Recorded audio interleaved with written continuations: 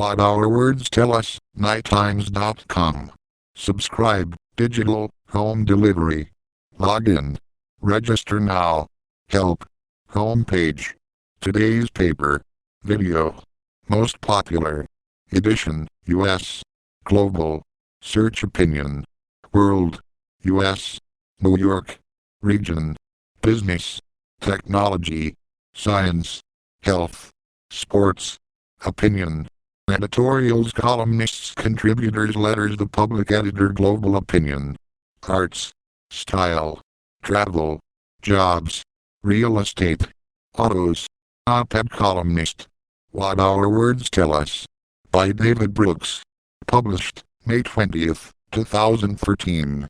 About 2 years ago, the folks at Google released a database of 5.2 million books published between 1500 and 2008.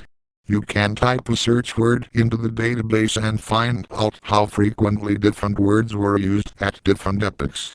Enlarge this image. Josh Bonner / The New York Times. David Brooks. Go to columnist page. The conversation. David Brooks and Gail Collins talk between columns. All conversations. Connect with us on Twitter.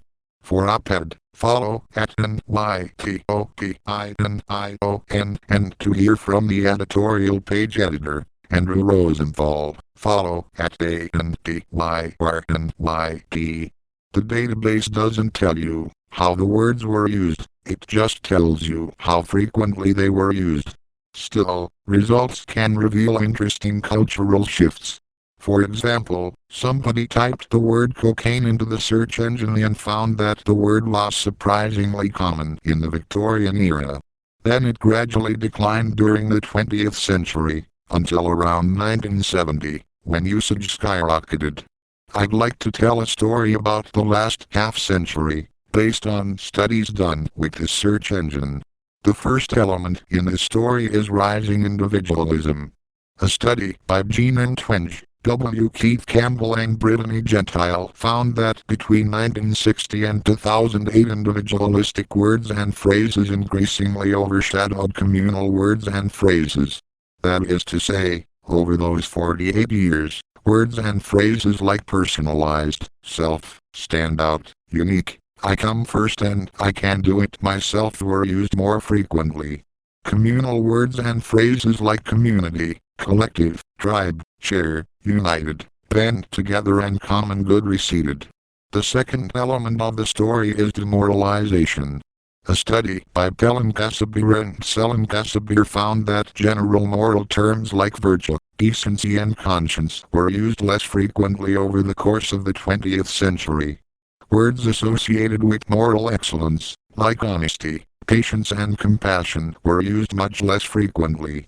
The Kassabirs identified 50 words associated with moral virtue and found that 74% were used less frequently as the century progressed. Certain types of virtues were especially hard hit. Usage of courage words like bravery and fortitude fell by 66%. Usage of gratitude words like thankfulness and appreciation dropped by 49%. Usage of humility words like modesty and humbleness dropped by 52%. Usage of compassion words like kindness and helpfulness dropped by 56%. Meanwhile, usage of words associated with the ability to deliver, like discipline and dependability, rose over the century, as did the usage of words associated with fairness. The Kassabirs point out that these sorts of virtues are most relevant to economic production and exchange. Daniel Klein of George Mason University has conducted one of the broadest studies with the Google search engine. He found further evidence of the two elements I've mentioned. In the subject of individualization, he found that the word preferences was barely used until about 1930, but usage has surged since.